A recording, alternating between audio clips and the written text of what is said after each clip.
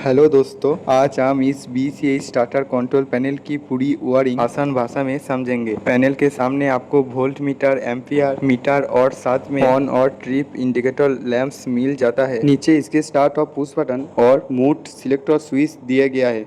आप पैनल को खोलते हैं, अंदर हमें मिलता है मेन कॉन्टेक्टर, टर्मिनल ब्लॉक और दूसरा कंट्रोल पास। कॉन्टेक्टर के अंदर का कॉन्टैक्ट पॉइंट कैसे क्या कनेक्शन होता है, तो चलिए आप स्टेप बाय स्टेप देखते हैं इसकी पावर और कंट्रोल वायरिंग कैसे की गया है। दोस्तों, ये है हमारा मेन कॉन्टेक्टर। इसके ऊपर की तरह मेन पावर इनपुट कनेक्शन और फ्लो नंबर दिया गया है। कॉन्टेक्टर के अंदर जो कॉन्टैक्ट पॉइंट V स्विच होता है, इनको रेगुलरली चेक करना बहुत जरूरी है क्योंकि कार्बन और स्पैक का दिक्कत होता है। ये कॉन्टेक्टर ही पूरी पैनल की मेन पावर स्विचिंग और होल्ड ऑन कंट्रोल का काम करता है। और कॉन्टेक्टर के नीचे लगा है हमारा टर्मिनल ओवरलोड रिले। इसका मेन काम है मोटर को ओवर एम्परेज और ओवर हीटिंग से बचाना। इसमें आपको करंट सेटिंग नॉब और एक रेड स्टॉप रीसेट बटन मिल जाता है। अगर मोटर ज्यादा लोड लेते हैं तो ये रिले इंस्टेंटली पावर काट करके मोटर को ट्रिप कर देता है। और इस कॉन्टेक्टर के पास में लगा है सिंगल फेसिंग पावर वेंटर। इसका मेन काम तीनों फेस को चेक करना है। अगर तीनों फेस सही वोल्टेज के साथ आता है तो इसकी हेल्ट्री ग्रीन लाइट ऑन हो जाता है। अगर कोई एक फेस काट हो गया है, सिंगल फेसिंग हो, तो ये रिले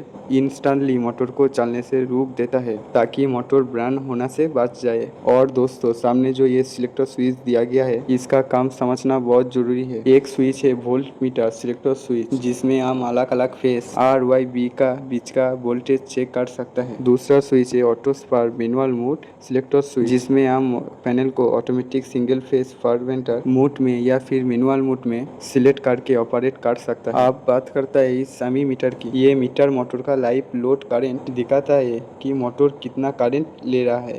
इसमें आप देख सकते हैं 0 से 25 एम्पियर तक रनिंग मार्किंग है और आगे 150 एम्पियर स्टार्टिंग करंट सेल दी गया है, जो मोटर की स्टार्टिंग इन रूस करंट को मियासुरी करने में मदद करता है। आप ऊपर ये जो दो इंडिकेटर लैंप्स दिया गया है, इसका काम समझ लीजिए। रेड इंडिकेटर दिया गया है मोटर ऑन के लिए। जब मोटर चालू होता है ये लाइट जलता है। पास में जो येलो लाइट है, ये है मोटर ट्रिप इंडिकेटर। जब ओवरलोड रिले ये स्पार्क की आवाज से सिस्टम ट्रिप होता है, तब ये लाइट ऑन होकर वार्निंग देता है।